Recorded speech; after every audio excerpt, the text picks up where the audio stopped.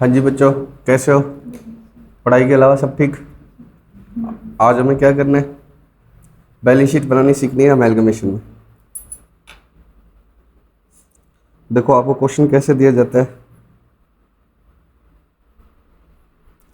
ए limited और B limited दोनों की बैलेंस शीट दी है, और फिर क्या है, A limited acquired B limited, तब अप्रोच कुछ अलग होगी। या फिर क्वेश्चन आपको कैसे दिया जाए, ए लिमिटेड और बी लिमिटेड दोनों की बैलेंस शीट दे रखी है, और C limited acquired A and B limited, तब कुछ क्या होगी, अप्रोच अलग होगी। पहला क्या है, एक एग्जिस्टिंग कंपनी किसी दूसरी एग्जिस्टिंग कंपनी को टेक ओवर करेगी, और इसमें क्या है, एक थर्ड कंपनी इन दोनों एग्जिस्टिंग को क्या करोगी, टेक ओवर। तो पहले हम फर्स्ट टाइप पर आते हैं। अब जब ए लिमिटेड और बी लिमिटेड दोनों की बैलेंस शीट दे रखी है, ए लिमिटेड और बी लिमिटेड दोनों की क्या दे रखी है, बैलेंस शीट, और किसने किसको टेक ओवर कर लिया, ए ने बी को, ए एक्वायर्ड बी, ए ने किसको टेक ओवर कर लिया, बी को, ए एक्वायर्ड बी लिमिटेड। तो कैसे बनेगी बैलेंस शीट? ए की बैलेंस शीट में मान लो पहले से क्या आ रहा है, इक्विटी शेयर कैपिटल 4000, और इधर कितना आ रहा है 3000, इधर रिजर्व्स आ रहे हैं 3, इधर क्या आ रहे हैं 2, current liabilities 1000 1200, plant stock cash 7600 600, plant के बाद इसका 2000 3000 और 1000। अब ए लिमिटेड ने बी लिमिटेड को एक्वायर किया, तो पीसी कौन किसको देगा, ए लिमिटेड देगी बी लिमिटेड को। तो मान लो पीसी में क्या लिखा हुआ है, 2 shares of ₹10 each for every 3 held in B Limited will be issued at 20% premium. Plant will be taken at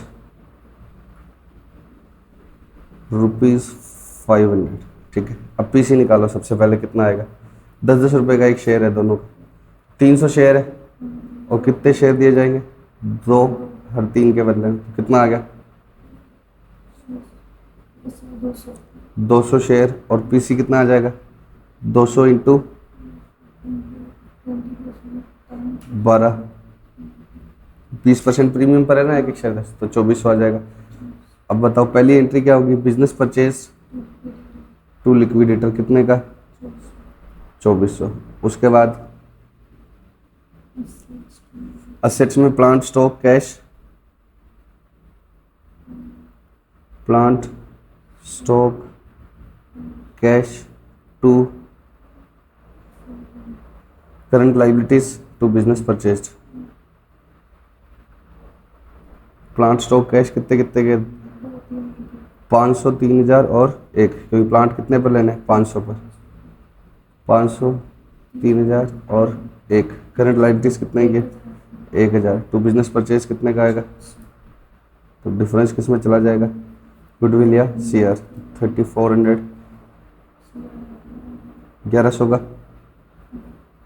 और अगली एंट्री क्या होगी, फटाफट से बताओ, liquidator to equity share capital to premium, कितने शेयर आए थे 200 शेयर, तो पीसी तो 2400 आया था, 2000 यहाँ आ जाएगा और 400 यहाँ आ जाएगा। ये तो एक ऐसे बेसिक एंट्रीज ले ली, मुझे आप बनानी क्या, balance sheet of A limited after amalgamation. तो सबसे पहले तो क्या लिखोगे, balance sheet of A limited as at या एज ऑन की आज लिखोगे, इधर डेट। जनरली क्या होता है, ये बैलेंस शीट दी होती है 31 मार्च की, और तुम्हें नीचे क्या लिखा होता है, A limited acquired B limited on 1 April. तो पहले तो इधर क्या चेक कर लेना ध्यान से, डेट चेंज कर चेक कर लेना कि 1 अप्रैल लिखनी है 31 मार्च, और फिर ब्रैकेट में क्या लिख देना, आफ्टर अमेलगमेशन, आफ्टर अमेलगमेशन। अब बताओ किसकी बैलेंस शीट बना रहे हैं हम, ए की या बी की,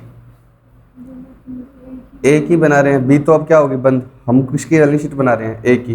तो ए की बैलेंस शीट में जो चीज़ें पहले से चल रही है वो तो आएंगी आएगी, और बी की सारी चीज़ें आएगी क्या, ये नहीं, बी की क्या आएगी, एंट्रीज आएगी। हमें बी लिमिटेड की इस बैलेंस शीट से कोई मतलब नहीं है, हमें किससे मतलब है, बी को एक्वायर, ए लिमिटेड की बैलेंस शीट बनानी है। तो ए लिमिटेड में पहले से इतना कुछ था, प्लस क्या हुई ए लिमिटेड की बुक में, ये एंट्रीज हुई। तो मुझे इन एंट्रीज को जोड़ना है, ना कि इस बैलेंस शीट को। मैं आपको बताता हूँ ऐसा क्यों। मान लो कि आप सबसे पहले क्या जोड़ना स्टार्ट करते हैं, प्लांट जोड़ना स्टार्ट करते हैं। तो आप क्या जोड़ दोगे, 7 + 2 9,000 जोड़ दोगे, जबकि बी ए लिमिटेड ने प्लांट कितने पर लिया है, 500 पर। तो हमें उन बैलेंस शीट्स पर काम नहीं करना, मुझे कौन सी balance sheet, revise balance sheet बनाने के लिए क्या चाहिए, ए लिमिटेड की balance sheet plus entries. B limited की बैलेंस शीट सिंपली नहीं जोड़नी, क्योंकि ये 7 + 2 थोड़ी जुड़ेगा, हमने तो एक्वायर कितने पर किया है, 500 पर। तो कितना आएगा प्लांट, 7,500। प्लांट कितने का आएगा, 7,500, पक्का। स्टॉक 600 + 3, नहीं मैं कहाँ से देख रहा हूँ, यहाँ से। प्लांट जोड़ लिया मैंने, अब स्टॉक जोड़ रहा हूँ, कितना आ जाएगा, 3600। मैं एंट्रीज वाला स्टॉक जोड़ रहा हूँ, ना कि बैलेंस शीट वाला। कैश 600 + 1000 जोड़ रहा हूँ, नहीं मैं कौन सा जोड़ रहा हूँ, एंट्री वाला। कैश कितना आ गया, 1600, 600 + 1000। उसके बाद करंट लाइबिलिटीज 1200 + 1000, कितनी आ गई, 1200 + 1000 कितने का, 2200 का। ठीक है, ये तो ऐसी गलती बना दिया मैंने, ये थोड़ी बनाना था। उसके बाद ये बिजनेस परचेज से बिजनेस परचेज क्या होगा, कैंसिल हो गया। लिक्विडेटर से लिक्विडेटर क्या होगा, कैंसिल। प्लांट जोड़ लिया, स्टॉक जोड़ लिया, कैश जोड़ लिया, करंट लाइबिलिटीज जोड़ लिया। कैपिटल रिजर्व कितने का आ गया, 100 का। क्या 1100 आएगा क्या, तो कैपिटल रिजर्व कितने का आ गया, 1100। तो कैपिटल रिजर्व की सेटिंग में आएगा रिजर्व्स एंड सरप्लस में, कितने का आ गया, 1100। इक्विटी शेयर कैपिटल ये वाला आएगा कितना, ये नहीं आएगा, 4000 + 2000, 6000। मेरी पहले से जो कैपिटल थी वो तो आएगी आएगी, प्लस ये आगे। और यहाँ इक्विटी शेयर कैपिटल लिखा नहीं जाता, क्या लिखा जाता है, शेयर कैपिटल, और उसका क्या बनाया जाता है, शेड्यूल। वो ठीक है, एक बार अमाउंट सीख रहे हैं हम तो। और प्रीमियम कितने का आएगा, 400। तो सिक्योरिटीज प्रीमियम रिजर्व्स कितने का आ गया, 400। ठीक है, तो आप मुझे बताओ कि आप सीधा इन बैलेंस शीट को जोड़ोगे तो आप तो क्या जोड़ दोगे, कौन सी कैपिटल जोड़ दोगे, ये वाली, ये थोड़ी कैपिटल रही है। तो आपको कैसे देखना है रिवाइज बैलेंस शीट बनाते समय, ए लिमिटेड की बैलेंस शीट में क्या जोड़ना है, एक्विजिशन वाली एंट्रीज जोड़नी है, इस बैलेंस शीट से मतलब नहीं है। ये रिजर्व्स तो आया ही नहीं, ये रिजर्व्स तो आया ही नहीं। तो आपको बैलेंस शीट हमेशा कैसे बनानी है, ए लिमिटेड की existing balance sheet plus acquire करने वाली एंट्रीज। और एक्वायर करने वाली एंट्रीज में इसको इग्नोर कर देना, क्योंकि ये तो पूरी पूरी कट ही जाया करेगी। अब बताओ, कई बार क्या देता था, लिक्विडेशन एक्सपेंस। तो एक एंट्री और क्या करोगे, टू कैश और गुडविल या कैपिटल रिजर्व। तो इस क्वेश्चन में क्या आ रहा है, कैपिटल रिजर्व आ रहा है, तो क्या करोगे, कैपिटल रिजर्व। मान लो 20 रुपये का लिक्विडेशन एक्सपेंस था, तो अब आप क्या करते, कैश भी तो कम हो जाती, कैश दोनों की जोड़ते, फिर ये 20 रुपये की कैश भी तो क्या होती, कम, और इधर से क्या कम हो जाता, कैपिटल रिजर्व। ठीक है, अब आपको बैलेंस शीट के बाद में एक नोट बनाना है। नोट नंबर 1 किसका, शेयर कैपिटल का। इधर कभी भी इक्विटी नहीं लिखा जाता, शेयर होल्डर्स फंड में सिर्फ क्या लिखा जाता है, share capital. Share holders fund में सिर्फ क्या लिखा जाता है, शेयर कैपिटल। और ये सब किस में आते हैं, शेयर होल्डर्स फंड में। पहला क्या होता है, शेयर कैपिटल, इसका नोट नंबर क्या बन जाता है, 1। और इन दोनों का कंबाइंड नोट क्या बनता है, रिजर्व्स एंड सरप्लस। तो शेयर कैपिटल में क्या लिखते हैं सबसे पहले,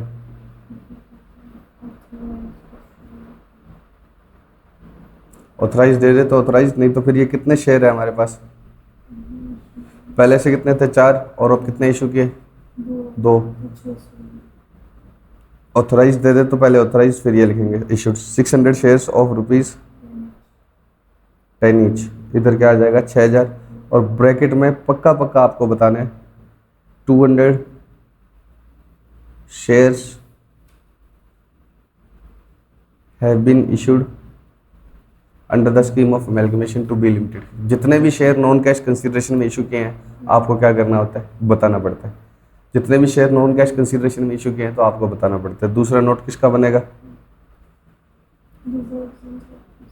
रिजर्व्स एंड सरप्लस का। तो रिजर्व्स एंड सरप्लस में क्या लिखोगे, सबसे पहले securities premium reserves.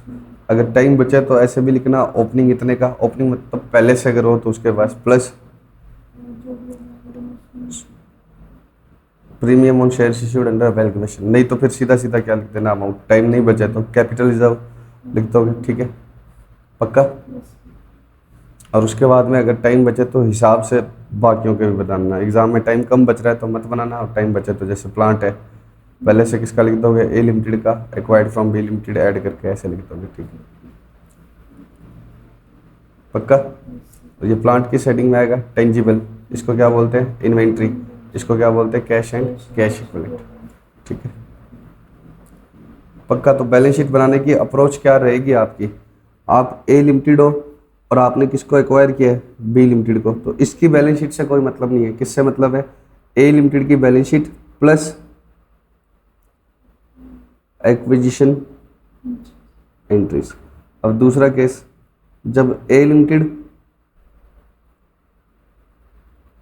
And B limited दोनों ही बंद हो जाए और कौन एक्वायर कर ले, सी लिमिटेड, तब हमें किससे मतलब होगा, सी लिमिटेड की एग्जिस्टिंग बैलेंस शीट प्लस ए और बी की एक्विजिशन एंट्रीज।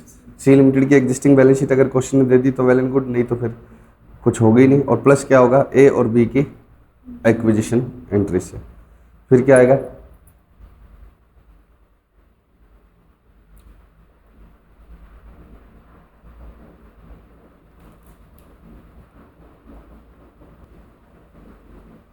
अगर ए प्लस बी को कौन एक्वायर कर ले, सी, तो सी की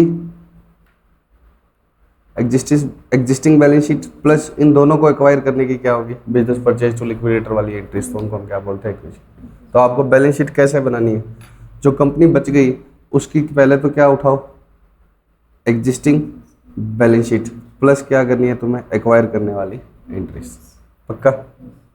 चलो अब हम एक क्वेश्चन करते हैं बुक का।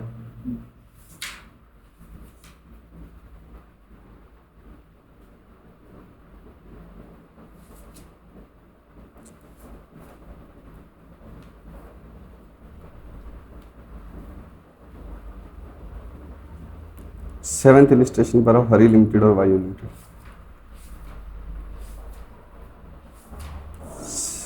सेवेंथ है क्या, नहीं,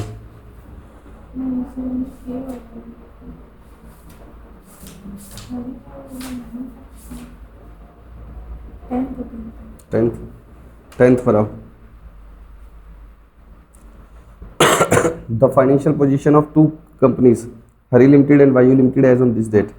हरी लिमिटेड अब्जॉर्ब्स वायु लिमिटेड, किसने किसको एक्वायर करा है, हरी लिमिटेड ने वायु लिमिटेड को। 10% preference shares are to be paid at 10% premium by issue of 9% preference shares of Hari limited. Goodwill of Vayu limited is valued at this, building are valued at this, machinery at this, inventory to be taken over at 10% less than book value, provision for doubtful debts to be created at 7.5%. Equity shareholders of Vayu Limited will be issued equity shares at 5% premium. Prepare necessary ledger to close the books of Vayu Limited. ये तो हमें नहीं आते अभी, ये तो हम बाद में करेंगे। हमें सिर्फ क्या आता है, एक्वायरर की book. And show the acquisition entries in the books of Hari limited. Hari limited की बुक में एंट्रीज करनी है, प्लस हमें क्या करना है, बैलेंस शीट बनानी है। करें स्टार्ट। पीसी में देखो, सबसे पहले प्रेफरेंस शेयर को कैसे देने,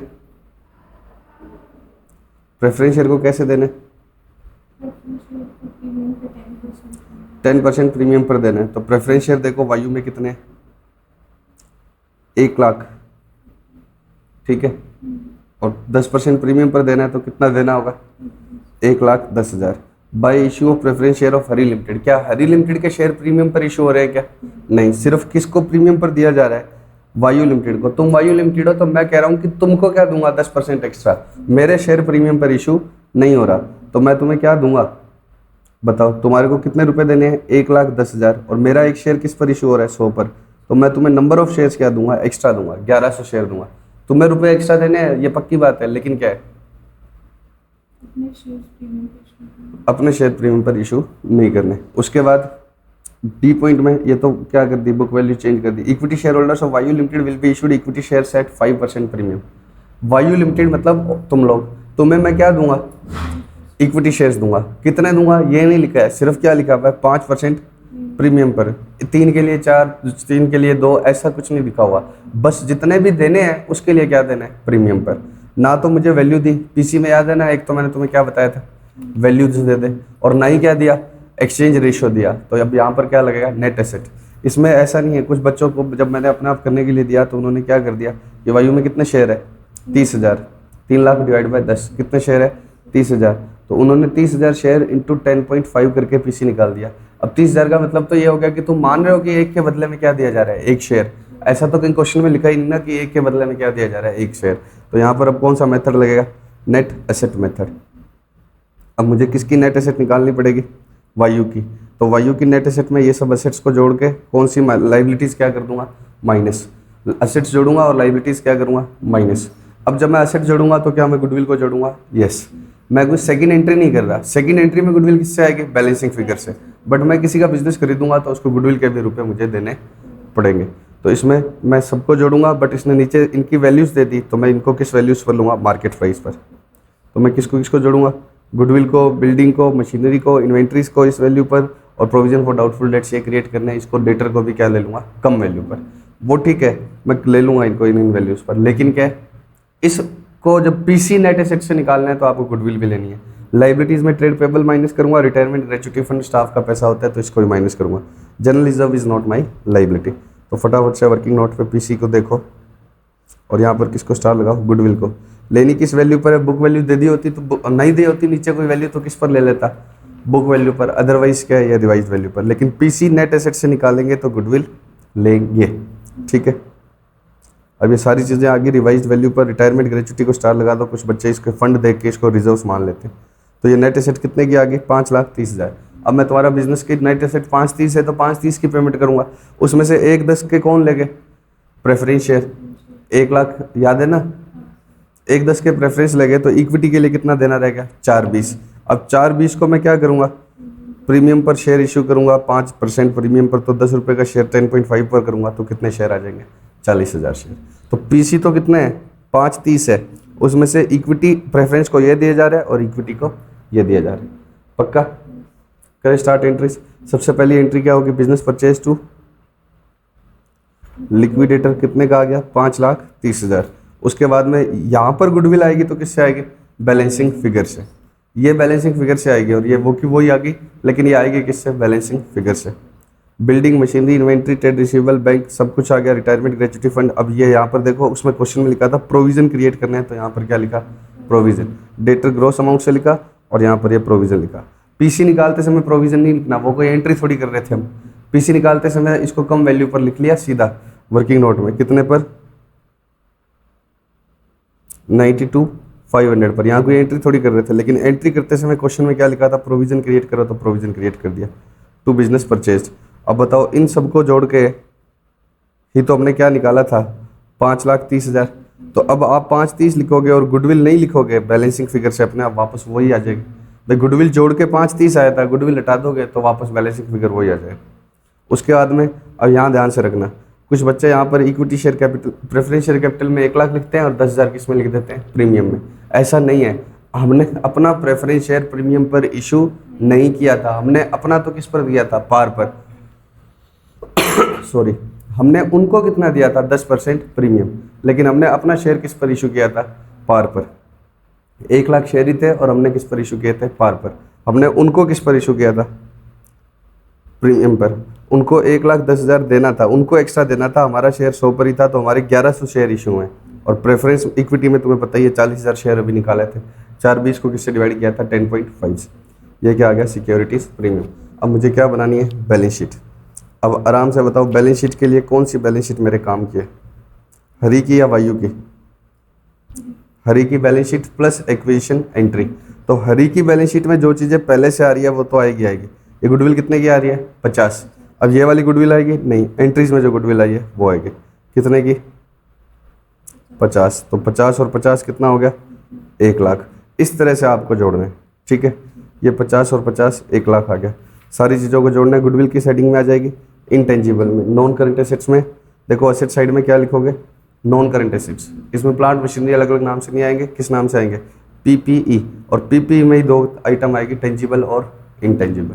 तो एसेट साइड में कैसे लिखा जाता है, नॉन करंट एसेट, उसमें पहली हेडिंग क्या लिखोगे, पीपीई। पीपी के अंदर क्या आएगी, टेंजिबल और इंटेंजिबल। इंटेंजिबल में गुडविल आ जाएगी, टेंजिबल में सारी चीज़ें इकट्ठी होकर के आएगी। सारी चीज़ें इकट्ठी होने का मतलब क्या है, मशीनरी और बिल्डिंग। फर्नीचर होता तो वो भी, जितनी भी फिक्स एसेट्स है वो किस हेडिंग में आएगी, पीपीई में, टेंजिबल और इंटेंजिबल में। और उसमें गुडविल वाला तो इंटेंजिबल में आ जाएगा, ये सारी फिक्स एसेट्स किस में आ जाएगी, टेंजिबल, ठीक है। इन्वेंट्री ये वाली आएगी प्लस ये वाली आएगी, नहीं कुछ कम ज़्यादा वैल्यू पर ली थी, ठीक है, तो वो आएगी। और ये सब किस में आएंगे, करंट एसेट्स में। करंट एसेट्स में किस ऑर्डर में आता है, अब मैं आपको याद रखने के लिए ऑर्डर दिलाता हूँ। सबसे पहले इन्वेंट्रीज, फिर ट्रेड रिसीवेबल, फिर कैश और कैश इक्विवेलेंट। इन्वेंट्री बिकती है तो क्या बनता है, डेटर। डेटर बिकता है मतलब डेटर से रिलाइज होता है तो क्या, कैश। तो ये इसी ऑर्डर में आएंगे, inventory, trade receivable and cash equivalent, ठीक है। बैलेंस शीट में equity and liabilities, liability side के नाम क्या आएगा, इक्विटी एंड लाइबिलिटीज। उसमें सबसे पहले क्या आएगा, शेयर होल्डर्स फंड। उसमें सबसे पहले क्या आएगा, शेयर होल्डर्स फंड। उसी के अंदर क्या आएगा, share capital and reserves and surplus. यहाँ इक्विटी या प्रेफरेंस नहीं आता, यहाँ सिर्फ क्या आता है, शेयर कैपिटल, और फिर उसकी डिटेल में नोट्स बनाया जाता है। शेयर कैपिटल में देखो, इक्विटी शेयर कैपिटल पहले से कितनी थी हमारी, पहले से कितनी थी, 10 लाख। और इशू कितनी की थी इक्विटी हमने, 4 लाख। 4 20 के 4 लाख शेयर इशू किए थे ना, तो इक्विटी शेयर कैपिटल कितने की होगी, 14 लाख। उसमें से क्या है, 40,000 शेयर किस पर इशू किए थे, अमेलगमेशन की स्कीम में। तो जितने भी नॉन कैश कंसिडरेशन में, चाहे बोनस में, चाहे अमेलगमेशन में, चाहे इंटरनल रिकंस्ट्रक्शन में, जहाँ पर नॉन कैश कंसिडरेशन आता है वहाँ पर मुझे अलग से बताना होता है। उसके बाद प्रेफरेंस शेयर कैपिटल 2100 हो गए टोटल, क्योंकि 1 लाख पहले से थी और एक 10 की और इशू की थी। यहाँ ये देखो 1100 शेयर थे, ना कि 1000 शेयर प्रीमियम पर थे। कितने शेयर इशू किए थे, 1100। सिक्योरिटीज प्रीमियम, जनरल रिजर्व ये आ जाएगा। ग्रेचुटी फंड बैलेंस शीट में किस हेडिंग के अंदर आएगा, long term provisions. Non current liabilities में लॉन्ग टर्म प्रोविजंस। इधर स्टार लगाओ कि ग्रेचुटी फंड तुम्हें प्लेसमेंट में दिक्कत है। ये इसमें देखो बच्चों गलत किया हुआ है, ये 101% रॉन्ग है। डेटर का प्रोविजन कहाँ से माइनस होगा, डेटर्स में से। ऐसा मत करना आप, डेटर का प्रोविजन कहाँ से माइनस होगा, डेटर से। इसने कहाँ लिख दिया, प्रोविजन वाली साइड में, तो ये यहाँ पर नहीं आएगा। तो 7500 रुपये लाइबिलिटी साइड शॉर्ट पड़ जाएगी, और 7500 रुपये यहाँ की प्रेजेंटेशन में से, ठीक है। ये इसने गलत किया हुआ है।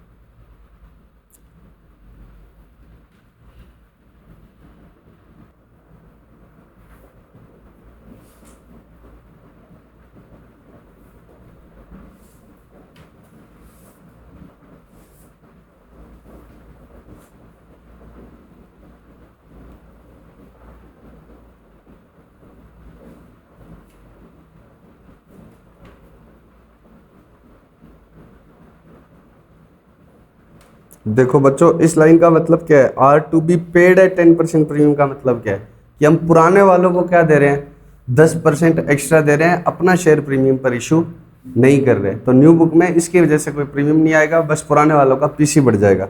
और यहाँ क्या लिखा है, equity shares of Vayu limited, equity share holders of Vayu limited. वायु लिमिटेड के इक्विटी शेयर होल्डर्स को will be issued equity share issue किया जाएगा एट 5% प्रीमियम। इसका मतलब क्या है कि यहाँ उनको हम प्रीमियम पर नहीं दे रहे, हम अपना शेयर किस पर दे रहे हैं, प्रीमियम पर। और यहाँ क्या कह रहे हैं कि तुमको हम 10% एक्स्ट्रा देंगे। यहाँ कह रहे हैं तुमको जो भी देंगे उसके लिए हम अपना इक्विटी शेयर किस पर देंगे, प्रीमियम पर देंगे, ठीक है। हेलो, हाँ बच्चों सुनो, ये मान लो किसकी बैलेंस शीट है, बी लिमिटेड की, जिसको मैं क्या कर रहा हूँ, एक्वायर। बी लिमिटेड की बैलेंस शीट है, इसमें इक्विटी शेयर कैपिटल आ रहा है 10,000 शेयर्स ऑफ ₹10 ईच। कितने का आ रहा है, 1 लाख। और नीचे क्या दे रखा है, वैल्यू पर share of A limited and B limited 40 और 50। Face value of A limited shares 10 each. अब सुनना, पहले पीसी बताओ कैसे आएगा। हम बी लिमिटेड को क्या कर रहे हैं, एक्वायर। तो बी लिमिटेड में कितने शेयर है, 10,000। 10,000 शेयर्स को कितने रुपए देने पड़ेंगे हमें, 40। याद है ना, वैल्यू वाइज दिया हो तो ओल्ड को ओल्ड की वैल्यू से ये पहले ही बता रखा है। तो 10,000 शेयर होल्डर हो तुम और एक एक शेयर तुम्हारा कितने का है, 40 का। तो पीसी कितना आएगा, 10,000 इंटू 40। नंबर ऑफ शेयर्स पूछूं तो मेरा एक शेयर कितने का है, 50 का। तो मुझे कितने शेयर इशू करने पड़ेंगे, तो number of shares of A limited to be issued to B limited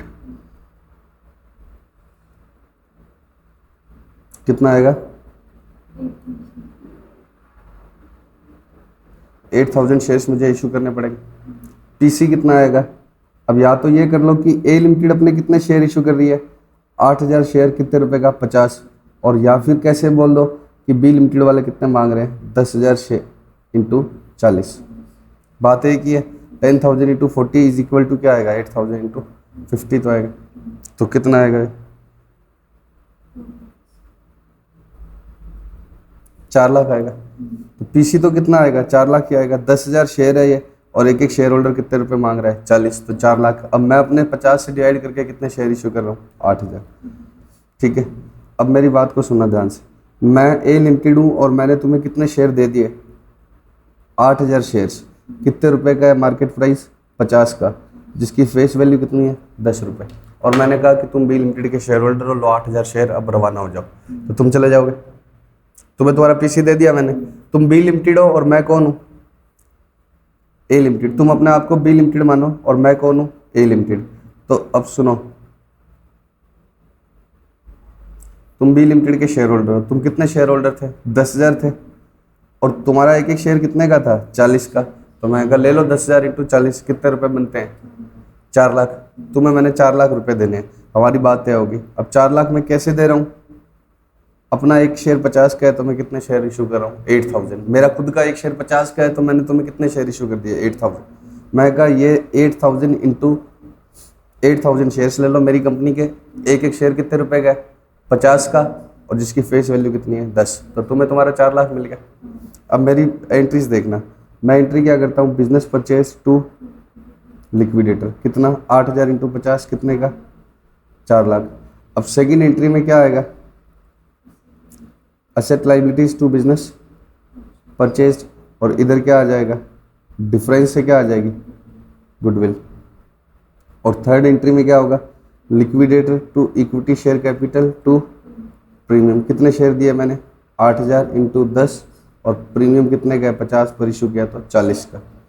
ठीक है, अब मैंने थोड़ी सी एंट्रीज क्या करनी चाहिए, चेंज करनी चाहिए। मैंने क्या एंट्री कर ली कि मैं एंट्री पार वैल्यू पर ही डालूंगा। एंट्री किस पर इशू करूंगा, एंट्री पार वैल्यू पर इशू करूंगा, मतलब शेयर पार वैल्यू के हिसाब से एंट्री करूंगा। 8,000 शेयर दे रहा हूं मैं शेयर कितना दे रहा हूँ, 8,000। मार्केट प्राइस भी कितना है उसका, 50। बट मैं एंट्री के अमाउंट क्या लिखूंगा, पार वैल्यू। तुम्हें इससे कोई दिक्कत, तुम वापस आ गए, सर हमारा पीसी कितना कर दिया आपने, 80,000 कर दिया 4 लाख का। मैंने कहा कैसे कर दिया, तुमने कहा देखो तुम्हारी एंट्री। मैं कहा मेरी एंट्री में 5 करोड़ से डाल दूंगा तो तुम्हारा पीसी 5 करोड़ थोड़ी हो गया। तुम्हें मैंने दिया क्या है, तुम्हें मैंने क्या दिया है, 8,000 शेयर, कितने रुपए के, 50 रुपए के। अब मैं मेरी एंट्री किसी से भी रिकॉर्ड करूं, तुम्हें क्या मतलब है। बच्चों ये मेरे पास क्या पड़ा हुआ है, फोन। मुझे तुम्हें क्या देने, पैसे देने। ठीक है, ये फोन 20,000 का है। ठीक है, तो मैंने तुम्हें ये फोन दे दिया, तो कितने रुपए देने कैंसिल हो गए, 20,000। अब मैं एंट्री 15,000 से करूँ, 28,000 से करूँ, तुम्हें क्या लेना है, तुम मेरे खातों से मतलब थोड़ी है। तुम्हें जो चीज़ मिली है उसकी मार्केट प्राइस से मतलब है। तो बताओ ये जब फोन मैं तुम्हें देता हूँ तो तुम कितने रुपए काटोगे, अगर इसकी फेयर वैल्यू 20 है तो 20 काटोगे, बात खत्म। तुम्हें इससे क्या मतलब है कि मैं एंट्री कितने से करता हूँ।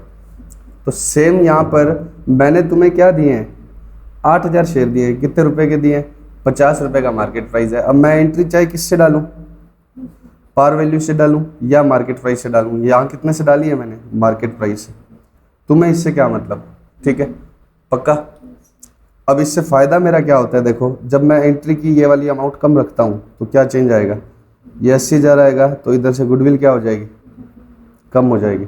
जितना ये ज़्यादा होगा उतनी गुडविल क्या आएगी, ज़्यादा, क्योंकि गुडविल जितना क्रेडिट ज़्यादा होगा उतना डेबिट शॉर्ट पड़ेगा। मान लो और कोई एसेट है ही नहीं पुरानी कंपनी में, ऐसा कुछ होगा नहीं, लेकिन मान लो नहीं है तो गुडविल कितने की आ जाएगी, 4 लाख, और कुछ है ही नहीं, और यहाँ गुडविल कितने की आएगी, 80,000। तो पीसी कम बताने से क्या होगा, गुडविल की अमाउंट क्या आएगी, कम।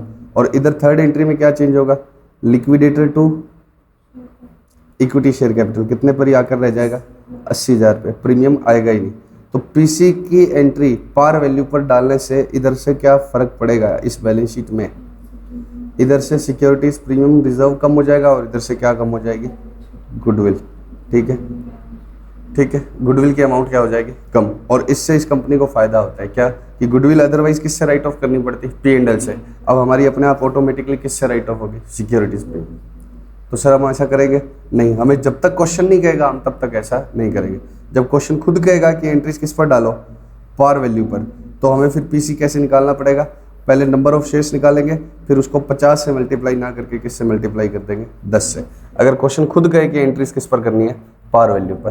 अब आपकी बुक का स्टडी मटेरियल का पहला ही क्वेश्चन ऐसा है।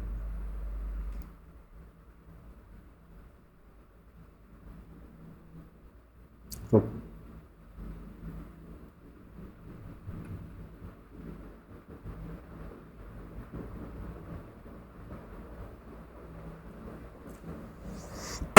Late us consider the draft balance sheet of X limited. किसकी बैलेंस शीट बना देखिए, दे रखी है एक्स की। Y limited takes over X limited on this date. Debenture को जो दिया जाएगा वो पीसी का पार्ट नहीं है, प्रेफरेंस शेयर को देना है कुछ, और ये compute the amount of PC. तो प्रेफरेंस शेयर को देखो, 14% preference shares of X limited are discharge at 20% premium. उनको हमने क्या देना है, डिस्चार्ज एक्स्ट्रा पर करने, और हमारा शेयर किस पर इशू हो रहा है, प्रीमियम पर हो रहा है क्या, नहीं। Issuing necessary number of 15% preference share. तो ऐसा नहीं लिखा हुआ कि हमारा शेयर प्रीमियम पर इशू हो रहा है, बस उसे हमें क्या करना है, डिस्चार्ज 20% प्रीमियम पर। तो बताओ इसमें प्रेफरेंस शेयर कितने के हैं, 2500 के। तो 2500 का 20% देंगे तो कितना आएगा, 3000। और ये रुपीज़ किस में है, 000 में है क्वेश्चन में, तो कितना हो गया ये, 3000 के आगे 000 लगाया तो ये अमाउंट आ गई। और मेरे को कितने शेयर देने पड़ेंगे, अपना एक शेयर 100 का है, तो ये 30,000 शेयर देने पड़ेंगे। तो फॉर्म का मतलब किस में देंगे, और ये क्या है, अमाउंट। तो मैं अपना 30,000 शेयर इशू करूँगा, मेरा शेयर प्रीमियम पर नहीं है, उनको हमने किस पर डिस्चार्ज करना है, प्रीमियम पर। अब सेकंड ये समझाना है मुझे, तो इंट्रिंसिक वैल्यू का मतलब क्या समझ लो, मार्केट प्राइस। इंट्रिंसिक वैल्यू का मतलब क्या समझ लो, मार्केट प्राइस। इंट्रिंसिक वैल्यू का मतलब क्या होता है, असेट्स माइनस लाइबिलिटीज, मतलब net asset divide by number of shares. तो ये थियोरिटिकल कंपनी का क्या हो गया, मार्केट प्राइस की। किसी कंपनी में मान लो 10 लाख की एसेट है और 2 लाख की क्या लाइबिलिटीज, तो कितना हो गया, 8 लाख की एसेट्स होगी, और उसमें मान लो कितने शेयर है, 40,000 शेयर है। तो एक शेयर का थियोरिटिकली मतलब मार्केट तो सेंटीमेंट से चलता है, लेकिन थियोरिटिकली मार्केट प्राइस कितना होना चाहिए, प्लीज। ठीक है, तो इंट्रिंसिक वैल्यू दे ही रखी है क्वेश्चन में, किसकी किसकी दे रखी है, एक्स की और वाई की। तो एक्स की वैल्यू है 20 और वाई की वैल्यू है 30। अब एक्स में बताओ इक्विटी शेयर कितने के, 750, एक 10 का है। अगर 000 में बात करूं तो कितना पीसी आएगा, 750 इंटू 20 कितना आएगा, 15,000।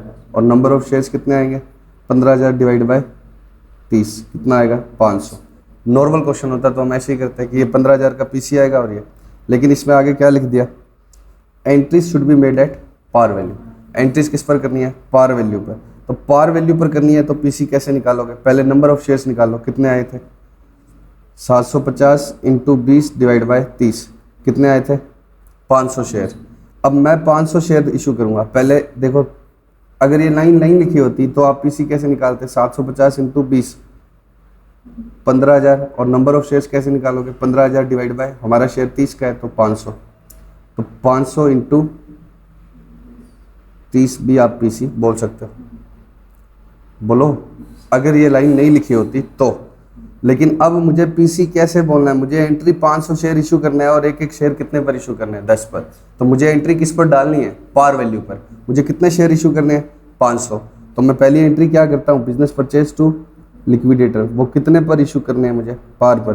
तो मुझे एंट्री पार पर चाहिए, तो मैं हमेशा पीसी कैसे निकालूंगा, सबसे पहला काम क्या निकालूंगा, number of shares to be issued, और फिर इसको किससे मल्टीप्लाई कर दूंगा, पार वैल्यू से। तो 500 इंटू 10 पक्का।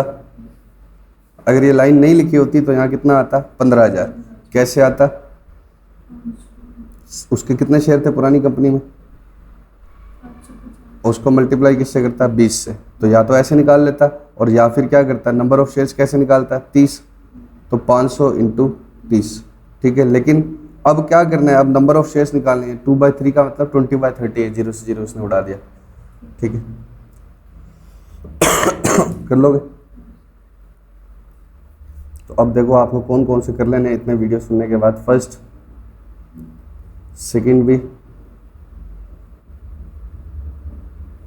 थर्ड भी, फोर्थ भी, फिफ्थ मत करना।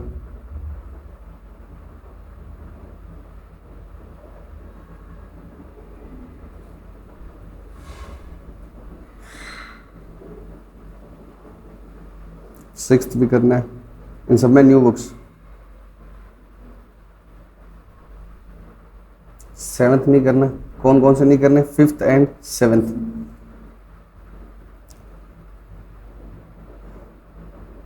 एट्थ आप कर सकते हो अगर आपने इंटरनल वाला क्या कर रखा है, रिवाइज, इंटरनल रिकंस्ट्रक्शन वाला चैप्टर। नाइन्थ भी कर लोगे। बस इतना ही है टेस्ट और नॉलेज कल। तो कल ये चैप्टर क्या हो जाएगा।